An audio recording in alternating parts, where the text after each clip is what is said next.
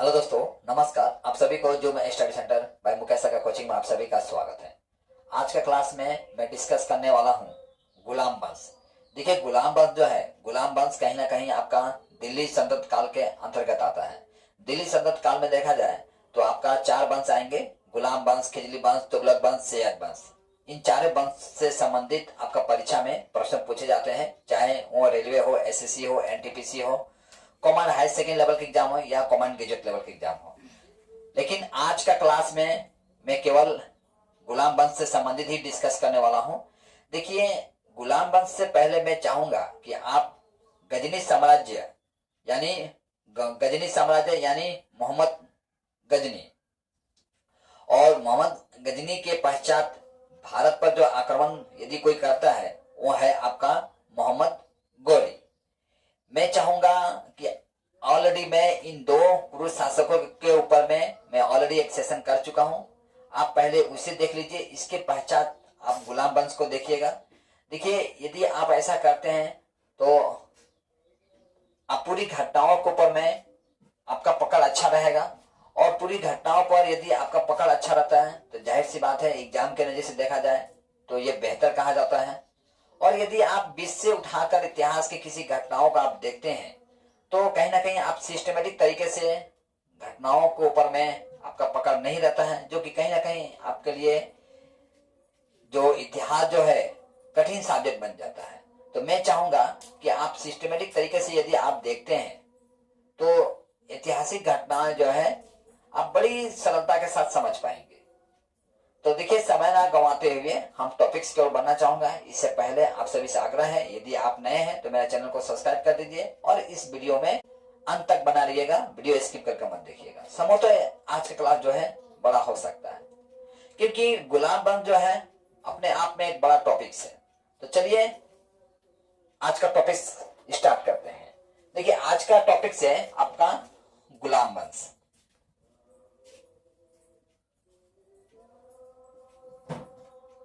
गुलाम वंश। देखिए, गुलाम वंश यानी गुलाम शब्द का अर्थ यदि आप ये समझ रहे हैं, गुलाम का अर्थ आप दास समझ रहे हैं, तो समझो आप गलत समझ रहे हैं। यहां गुलाम कहने का मतलब यह है कि मुगल पीरियड के दौरान या गजनी साम्राज्य के दौरान जो सम्राट होते थे उनकी नीतियों का खिलाफ किसी प्रांत का छोटे मोटे नेता हो जाते थे। राजा देखते थे कि ये आगे चलकर हमारे लिए खतरा बन सकता है, हमारे लिए मुश्किलें पैदा कर सकता है। तो सम्राट क्या करते थे, ऐसे व्यक्तियों को कुछ रकम देकर अपने फेवर में रख लेते थे, और जो पैसा देकर जो खरीदा जाता था तो ये ऐसा नहीं कि थोड़ी बड़ी पैसा देकर खरीदा जाता था, बल्कि उनकी योग्यता के हिसाब से ही उनका दाम भी लगता था। और यह देखा गया है कि जब ये दरबार में आते थे तो उन्हें एक अच्छा पोस्ट मिल जाता था, जैसे कि सेनापति, और उनका पीढ़ी दर पीढ़ी उसी साम्राज्य का भाग हुआ करते थे। तो ऐसे लोगों को ही गुलाम कहा गया है। ठीक है, अब आपका पूरा पिक्चर क्लियर हो गया होगा कि गुलाम यहां शब्द का तात्पर्य क्या है। तो देखिए, ये गुलाम वंश जो है, गुलाम वंश का संस्थापक आपका गुलाम वंश का संस्थापक आपका कुतुबुद्दीन ऐबक था। ये गुलाम वंश का स्थापना कब होता है? तो आपका गुलाम वंश का स्थापना होता है 1206 ईस्वी में। ठीक है, कुतुबुद्दीन ऐबक कौन था? तो कुतुबुद्दीन ऐबक जो है आपका मोहम्मद गौरी का गुलाम था।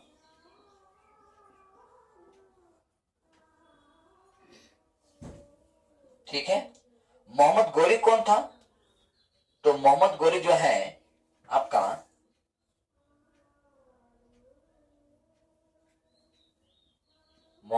महमूद महमूद गजनी का गुलाम था।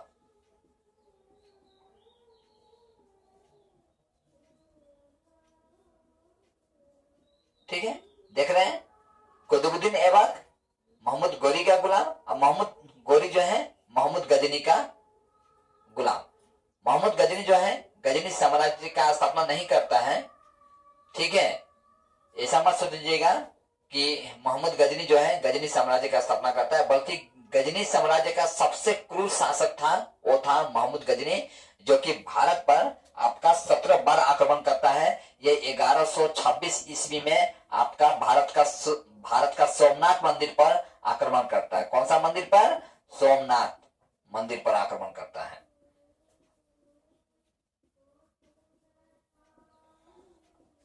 और आक्रमण के दौरान लगभग 50,000 श्रद्धालुओं को कत्लेआम कर देता है। 50,000। और सोमनाथ मंदिर से जो हीरे जवाहरात सोने चांदी जो इसे प्राप्त होता है उसे लूटकर वह गजनी लेके चला जाता है। गजनी यानी अफगानिस्तान का एक ऐसा प्रांत है जो कि अनडेवलप था, और वर्तमान कंडीशन में भी देखा जाए कि गजनी जो है आपका अफगानिस्तान का वो अनडेवलप ही प्रांत है। और जिस किले में यह महमूद गजनी जो रहा करता था आज वो खंडहर तक बन गया है, यानी सरकार जो है उसका जो खर्चा पानी जो है मेंटेनेंस करने में वो भी नहीं चला पा रही है। और जानते हैं आप अफगानिस्तान जो है आपका गरीब कंट्री में से आता है। खैर उस पर नहीं जाएंगे हम लोग ज्यादा, क्योंकि हमारा एग्जाम करने जैसे देखा जाए तो इंपॉर्टेंट भी नहीं है। तो ये कुतुबुद्दीन ऐबक जो है ये जो गुलाम वंश का स्थापना करता है ये अपना राजधानी बनाता है। इसका राजधानी कहाँ बनता है? ये तो इसका राजधानी बनता है आपका पाकिस्तान का लाहौर में। पाकिस्तान का लाहौर में जो है ये अपना क्या करता है? राजधानी बनाता है। कंस्ट्रक्शन का सेक्टर में देखा जाए तो ये 3 काम करता है। ठीक है, कौन करता है? कुतुबुद्दीन ऐबक।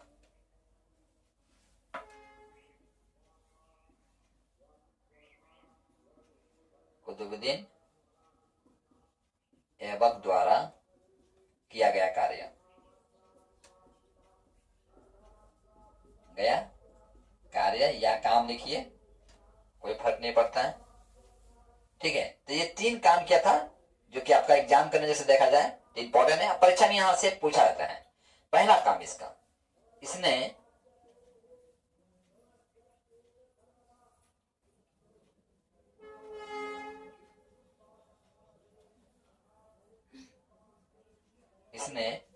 कुतुब मीनार का नींव रखा। देखिए कुतुब मीनार का नींव इसने रखा, परंतु कुतुब मीनार को कंप्लीट करने का जो श्रेय है किसी और को जाता है, वो मैं आगे डिस्कस करूंगा। ठीक है, दूसरा नंबर, इसने कुबल उल इस्लाम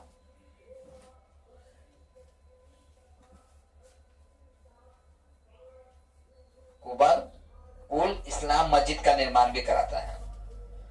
तीसरा देखा गया तो ये 2.5 दिन का झोपड़ा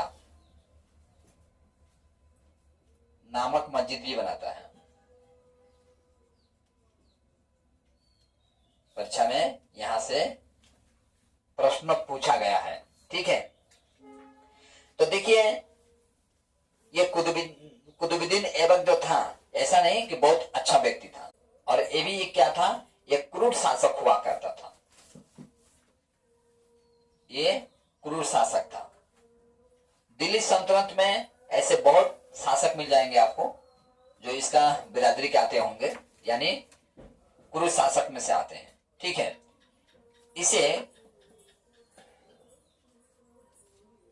इसे आपका लाख बख्श कहा जाता था। लाख बख्श यानी लाखों का दान करने वाला,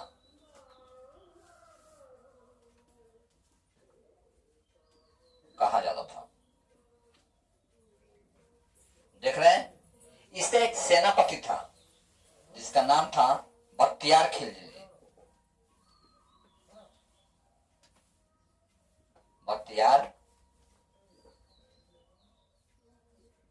खिलजी। बख्तियार खिलजी कौन था आपका? तो ये था आपका कुतुबुद्दीन ऐबक का सेनापति। ये बख्तियार खिलजी जो है इसने एक गलत काम किया था। क्या काम किया था? तो इसने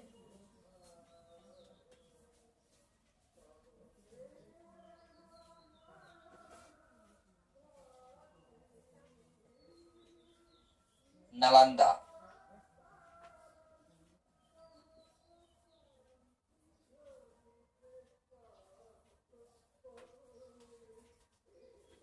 विश्वविद्यालय को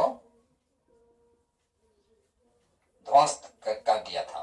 ठीक है, जिस तरह से आप जानते हैं कि उन दिनों में नालंदा विश्वविद्यालय और तक्षशिला विश्वविद्यालय, ये दो विश्वविद्यालय जो थे विश्व का सबसे पुराना विश्वविद्यालय थे।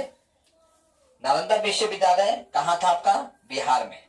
कभी कभी यहाँ भी से भी परीक्षा में प्रश्न पूछा गया है कि नालंदा विश्वविद्यालय किस राज्य में था? तो ये था आपका बिहार में। ठीक है, और एक और विश्वविद्यालय था जिसका नाम था तक्षशिला, वो था आपका पाकिस्तान में। ठीक है, तो उसके ऊपर मैं बाद में जाऊंगा। ठीक है, अब कुतुबुद्दीन ऐबक का मृत्यु होता है।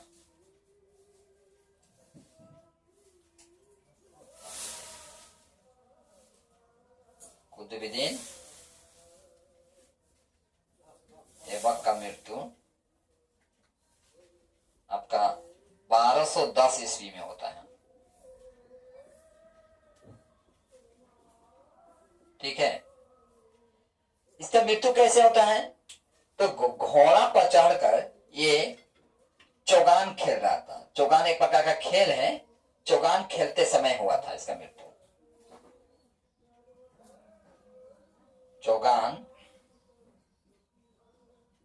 खेलते समय इसका मृत्यु हुआ था, यानी कुतुबुद्दीन ऐबक का।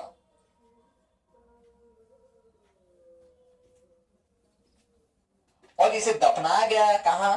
तो पाकिस्तान का लाहौर में। देखिए, राजधानी बनाया था कहां आपका? पाकिस्तान का लाहौर में ये राजधानी बनाया था। तो इसे दफनाया भी गया पाकिस्तान का लाहौर में। ठीक है, मैं चाहूंगा आप इतना स्क्रीनशॉट ले लीजिए, इसके पश्चात हम लोग आगे बढ़ते हैं। अब कुतुबुद्दीन ऐबक का मृत्यु हो जाता है। अब कुतुबुद्दीन ऐबक के मृत्यु के पश्चात यह देखा गया कि उसका उत्तराधिकारी यानी उसका पुत्र जो है शासन का भार संभालता है। लेकिन अब यहां से आपका देखा गया गुलाम वंश में हत्या हो रहा है, सम्राटों का हत्या हो रहा है। यानी जो शासक आ रहे हैं शासन करने के लिए, उन्हें किसी न किसी षड्यंत्र के माध्यम से उनकी हत्या कर दिया जाता था और उनका जगह पर कोई और आसीन हो जाता था। ठीक है, तो चलिए देखते हैं कुतुबुद्दीन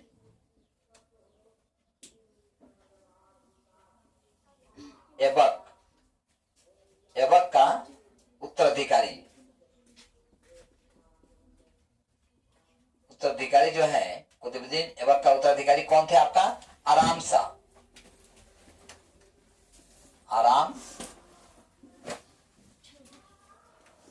था। देखिए, आराम शाह ये आराम ही फरमाता रह गया, यानी कहा गया कि ये एक कुशल शासक नहीं था। इसने केवल 8 महीना तक ही शासन किया था। आराम शाह जो है केवल 8 महीना ही शासन किया था। संभवतः इसलिए इसका नाम पड़ गया होगा आराम शाह, यानी आरामी कर रहा था। अब देखिए इसका क्या होता है, इल्तुतमिश जो है, इल्तुतमिश इसका क्या कर देता है, हत्या कर देता है आराम शाह का।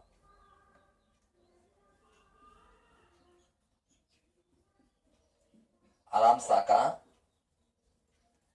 हत्या जो है कौन कर देता है आपका, तो इल्तुतमिश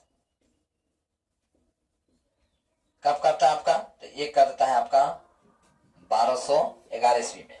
ठीक है, 1211 ईस्वी में हत्या करने के पश्चात ये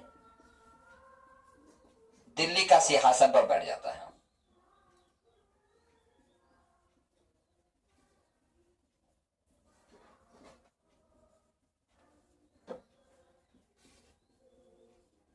ठीक है, इल्तुतमिश जो था ये कहां का रहने वाला था, ये क्या था ये, तो ये आपका तुर्किस्तान, तुर्किस्तान का आपका इलबरी था, इलबरी तुर्क था। ठीक है,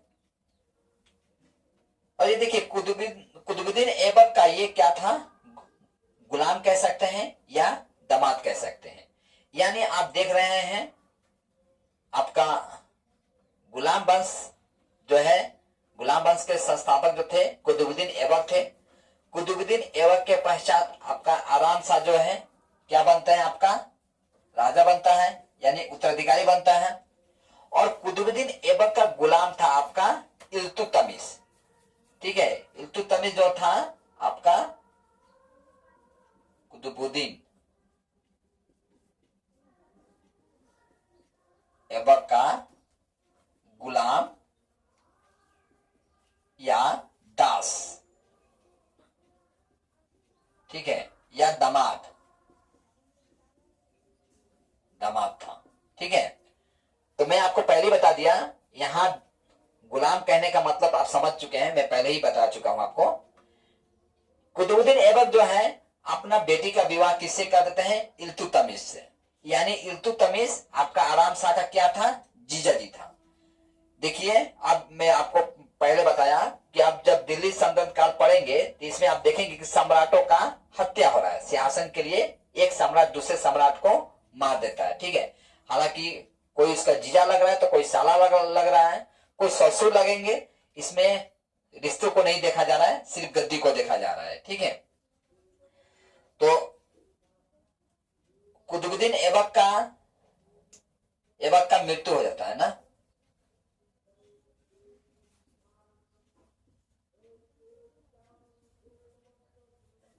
कुतुबुद्दीन का मृत्यु के बाद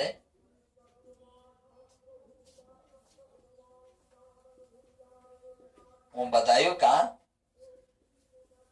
गवर्नर था। कौन, कुतुबुद्दीन का मृत्यु के बाद बदायूं का गवर्नर था। कौन था आपका, तो ये था आपका इल्तुतमिश।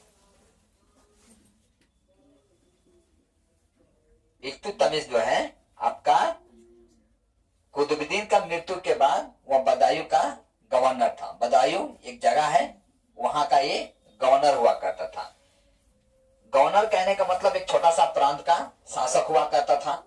लेकिन जब ये देखता है कि राज सिंहासन का जो दायित्व जो है आराम शाह का आ जाता है तो इसे रहा नहीं जाता है। अब ये क्या करता है, आराम शाह को मारकर यानी अपना ही साला को मारकर ये दिल्ली का सिंहासन पर बैठ जाता है। कौन बैठ जाता है आपका, इल्तुतमिश।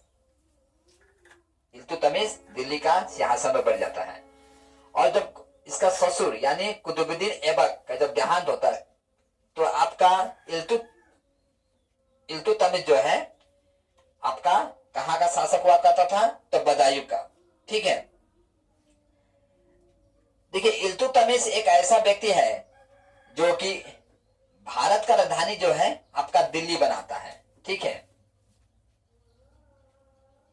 इल्तुतमिश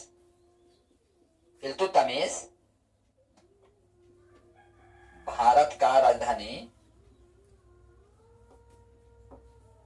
दिल्ली बनाता है।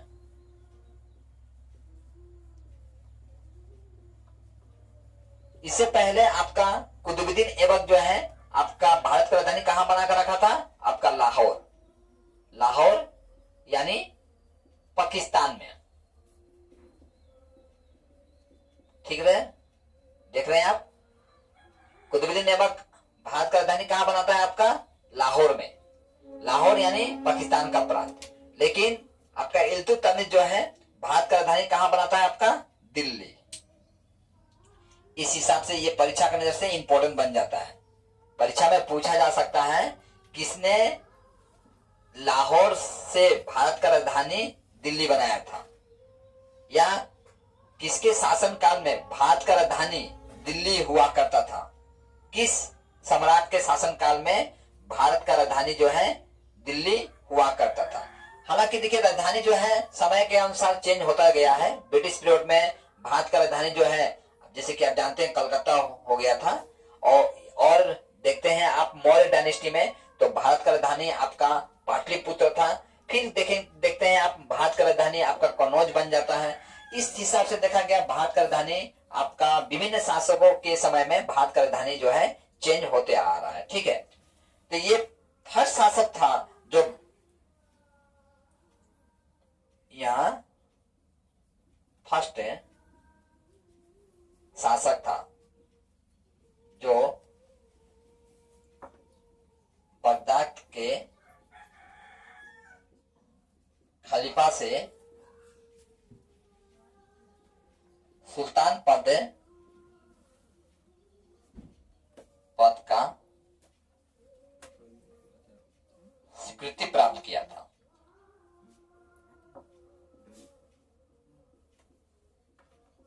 यानी जो ये खलीफा पद देखते हैं, खलीफा पद, ये खलीफा पद का स्वीकृति प्राप्त करता है। अब खलीफा क्या होता है देखिए समझिए इसके।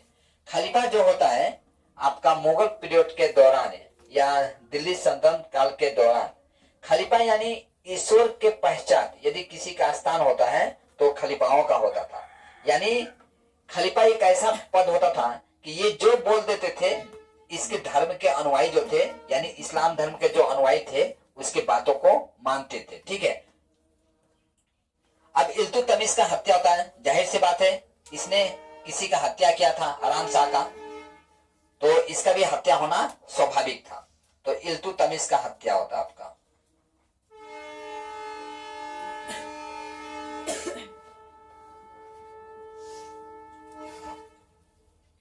इल्तुतमिश का हत्या आपका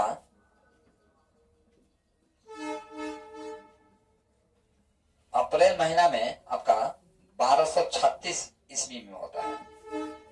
ठीक है, इसका पुत्र था, इसका पुत्र क्या बनता है, शासन का भार संभालता है। इसका नाम था आपका रुकनुद्दीन। लेकिन इसका नाम होता है रुकनुद्दीन फिरोज। देखिए ये राजा तो बनता है जो कि इल्तुतमिश का पुत्र था रुकनुद्दीन फिरोज, ये राजा बनता है, लेकिन ये उतना कहा जाए तो प्रसिद्ध या प्रतापी शासक नहीं था। यही कारण है कि आपका इल्तुतमिश का पत्नी जो है अपना शासन का भार अपने ऊपर लेती है। इसका नाम था आपका, पत्नी का नाम शाह तुर्कान छाई। ठीक है, शाह तुर्कान छाई जो है गद्दी बढ़ता है। लेकिन यह देखा गया कि शाह तुर्कान छाई को एक षड्यंत्र के माध्यम से हटाकर इसके सिंहासन में किसे आसीन किया जाता है, तो रजिया सुल्तान। ठीक है, रजिया सुल्तान जो है ये बहुत सुंदर नारी थी। ठीक है, हालांकि रजिया सुल्तान जो है इससे संबंधित मैं पार्ट 2 में लेकर आऊंगा, और आज की क्लास जो है मैं यहीं पर समाप्त करने का आप सभी से अनुमति चाहूंगा। और आप सभी से यह कहना चाहूंगा कि आप इसका एक स्क्रीनशॉट लीजिए जो कहीं ना कहीं आपको नोट बनाने में काफी लाभदायक सिद्ध होगा। और अब तक आप मेरे चैनल को सब्सक्राइब नहीं किए होंगे तो अब तक कर दीजिए, क्योंकि देखिए लाइक कमेंट शेयर जो है मेरे लिए बहुत मायने रखता है। और इस तरह के जो आप टॉपिक्स पर देख रहे हैं वीडियो में बना रहा हूं, तो जाहिर सी बात है ये इस तरह का वीडियो बनाने के लिए हमें काफी मेहनत करना पड़ता है। तो और यदि आप क्लास कराने के दौरान यदि कोई कमियां नजर आती है तो आप निश्चय ही आप कमेंट कीजिए। उन कमेंट पर मैं बड़ी बारीकी से अमल करने का प्रयास करता हूं। और यदि आप किसी दूसरे टॉपिक्स पर चाहते हैं कि मैं क्लास लूं, तो कमेंट बॉक्स जो है आप ही के लिए ही बनाया गया है, बेझिझक आप कमेंट कीजिए। और आज का क्लास समाप्त करने का मुझे अनुमति दीजिए। जय हिंद।